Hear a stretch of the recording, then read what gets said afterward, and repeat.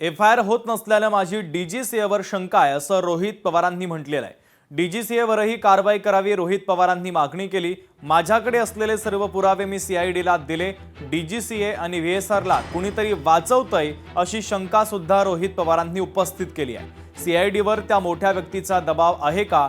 दबावामुळे दादांना न्याय मिळाला नाही तर ते योग्य नाही। एफआयआर घेत नाही ते दबावाशिवाय शक्य नाही असं देखील रोहित पवार यांनी म्हटलेलं आहे।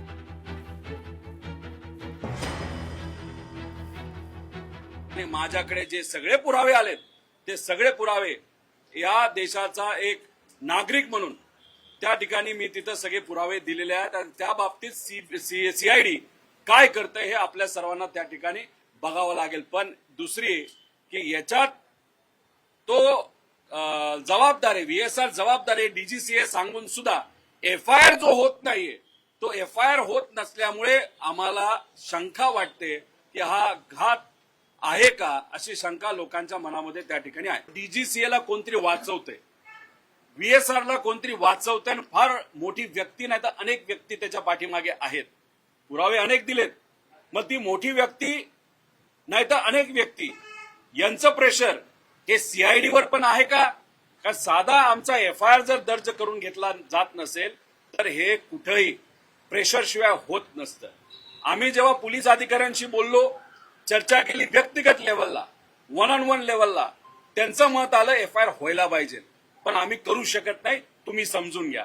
अरे आम्ही काय समजून घ्यायचं की तुमच्यावर प्रेशर आहे, मग तुमच्यावर प्रेशर असल्यामुळे अजितदादांचा जो तपास योग्य दिशेने जायला पाहिजे तो दुर्दैवाने त्या ठिकाणी जात नाही आणि अजितदादांना न्याय मिळणार नाही अशी जर परिस्थिती होणार असेल तर ते योग्य नाही। आमदार रोहित पवारांच्या पत्रकार परिषदेमध्ये कार्यकर्त्यांनी एकच दादा रोहित दादा अशी घोषणाबाजी केली। त्यानंतर रोहित पवार यांनी कार्यकर्त्याला चांगलं सुनावलं। इथं एकच दादा अजित दादा हीच घोषणा द्यायची असं रोहित पवारांनी कार्यकर्त्यांना ठणकावलं। त्यानंतर कार्यकर्त्यांनी घोषणा बदलली आणि एकच वादा अजित दादा ही घोषणाबाजी करण्यात आली।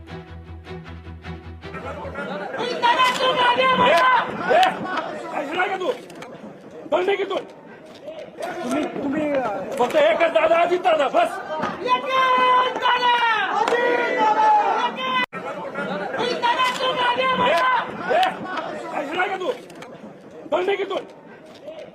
तुम्ही फक्त एकच दादा अजित दादा बस।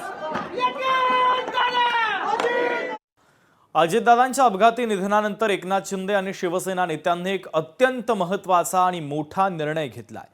शिवसेनेच्या नेत्यांनी यापुढे व्हीएसआर कंपनीचं विमान न वापरण्याचं ठरवलेलं आहे। एकनाथ शिंदे यांच्या शिवसेनेचे आमदार, नेते, मंत्री आणि स्वतः एकनाथ शिंदे यापुढे व्हीएसआर कंपनीच्या विमानातून प्रवास करणार नाहीत। एकनाथ शिंदे यांनी पक्षाच्या आमदार आणि नेत्यांचा हा निर्णय मान्य केलाय।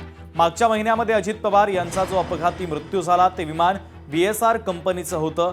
लेअरजेट प्रकारातील हे चार्टर्ड विमान होतं।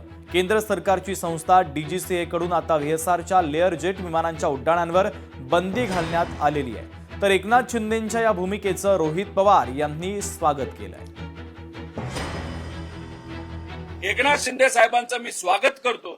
आज त्यांनी एक निर्णय घेतला, व्हीएसआर मधून ते स्वतः आणि त्यांचा कुठलाही मंत्री तिथं प्रवास करणार नाही। कुठेतरी आम्ही जो प्रयत्न करतोय त्याला एक छुपा पाठिंबा एकनाथ शिंदे साहेबांनी दिलाय। फक्त त्यांचं वजन वापरून एफआयआर कसं होईल यासाठी त्यांनी सुद्धा प्रयत्न करावे आणि इन्व्हेस्टिगेशन त्यांच्या मित्राचं म्हणजे अजितदादांचं हे पारदर्शक पद्धतीने होण्यासाठी त्यांनी तिथं खास प्रयत्न करावे।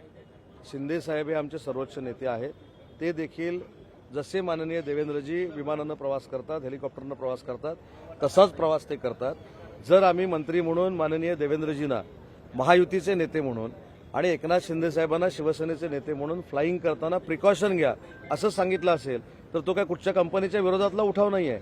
आमचं देवेंद्रजींना देखील विनंती आहे, आमच्या सुनेत्रा वहिनींना देखील विनंती आहे, आमची एकनाथ शिंदे साहेबांना देखील विनंती आहे, इव्हन विरोधातले नेते जे विमानं वापरतात त्यांना देखील आमची विनंती आणि सूचना आहे की तुमच्या स्टाफकडनं या विमानांची, या हेलिकॉप्टरची व्यवस्थित तपासणी करून तुम्ही याच्यातनं फ्लाय करावं। ज्या पद्धतीने या कंपनीच्या विमानांचे अपघात आणि आता आपण जर बघितलं असेल तर त्यांची जी काही तपासणी करण्यात आली, ऑडिट करण्यात आलं, त्याच्यामध्ये बरेचसे दोष त्या ठिकाणी दिसून आलेले आहेत।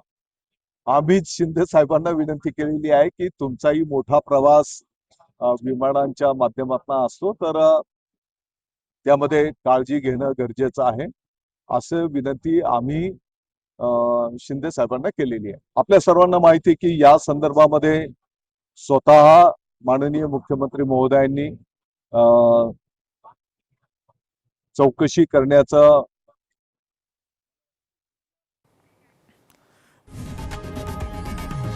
लोकशाही मराठी ऐका, पहा, जागरूक रहा.